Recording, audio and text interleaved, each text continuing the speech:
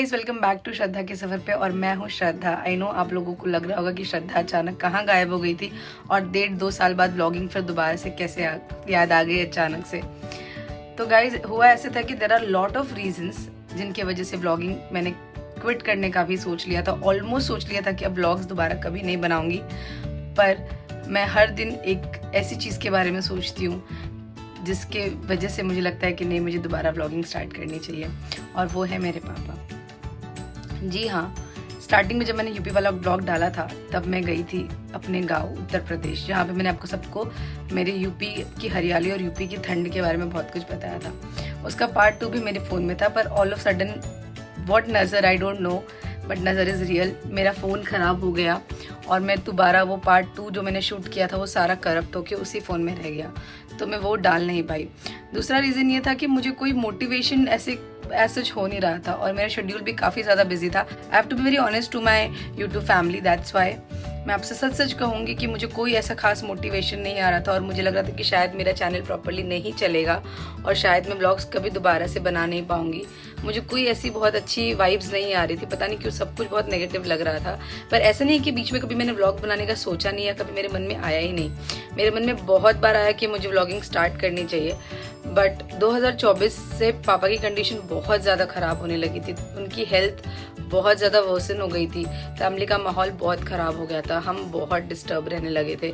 मैं, मेरा भाई और मम्मी, हम तीनों बहुत परेशान हो गए थे क्योंकि पापा को लंग्स डिजीज़ हो गया था। उनके दोनों लंग्स ख़राब हो गए थे और धीरे धीरे उनकी कंडीशन इतनी ख़राब होने लगी कि वो पूरे बेड पर आ गए थे। वो वॉक भी नहीं कर सकते थे और उन्हें खाना पीना भी बहुत कम कर दिया था। मैं कभी अपने व्लॉग्स में सोचा नहीं था कि मुझे ये शेयर करना, ऐसी बात शेयर करूँगी।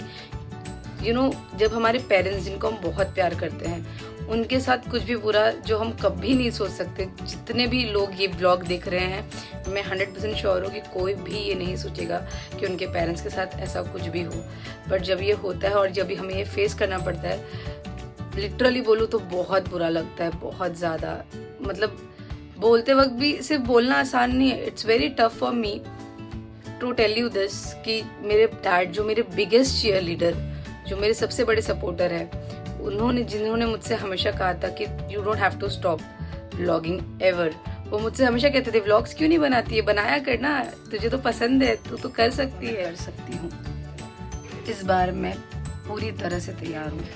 ये मेरा रीस्टार्ट 2.0 बहुत ज़्यादा अच्छा कमबैक होने वाला है।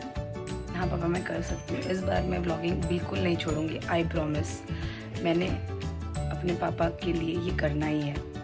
उनकी तबीयत इतनी ज़्यादा ख़राब हो गई थी कि जनवरी 2025 5 जनवरी को ही पास्ट अवे, और इसने हम सबको इतनी बुरी तरह से तोड़ दिया।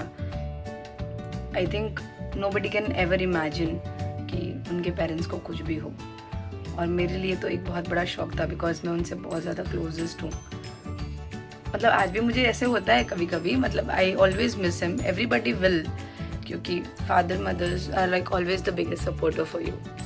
बट लाइफ का कोई भरोसा नहीं है, इसलिए जितने भी दिन हैं हमें खुशी से जीना है। I miss him every day. मुझे बहुत याद आती है, बहुत सारी उनकी स्टोरीज, उनकी बातें सब याद आता है। बट मुझे सबसे ज़्यादा याद आता है जब वो मुझे कहते थे, तू व्लॉग्स क्यों नहीं बनाती, तू बनाया कर, तू कुछ कर सकती है।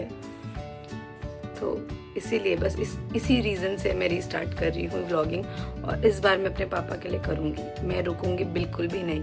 I will not stop, I will not quit. भले ही मैं कितने भी डीमोटिवेट क्यों ना हो जाऊँ, मेरे व्लॉग्स आना बंद नहीं होंगे, because this time it is a new me, a new comeback. बिल्कुल नहीं रुकूँगी, आई प्रॉमिस। मेरे व्लॉग्स आपको देखने मिलेंगे एवरी सैटरडे को मेरे न्यू व्लॉग्स आएंगे, so you have to be stay tune for this. और अगर आप भी मेरी तरह सेकंड चांस में बिलीव करते हैं, प्लीज़ मुझे ये सेकंड चांस दीजिए, एंड ट्रस्ट मी, इस बार मैं आपको निराश बिल्कुल नहीं करूँगी। मेरे व्लॉग्स जल्दी आएंगे, और stay tune for upcoming new things. और प्लीज़ मुझे कमेंट में ज़रूर बताना कि आप क्या देखना पसंद करेंगे। ऑल्सो अगर मुझे मोटिवेट करना चाहते हैं तो प्लीज़ कमेंट कीजिए, welcome back Shraddha. I know मैं ये कमेंट पढ़कर बहुत ज़्यादा खुश होंगी दिल से, and thank you so much. अब मैं, चाहे मेरा एक सब्सक्राइबर क्यों ना हो, मैं बिल्कुल डीमोटिवेट नहीं होंगी। इस बार मैं व्लॉगिंग पूरी तरह से करूँगी और हर सैटरडे को कुछ न्यू व्लॉग्स आएंगे। श्रद्धा के सफ़र पे आप बने रहिए। Stay tuned for upcoming vlogs जल्दी आएंगे, एवरी सैटरडे आएंगे।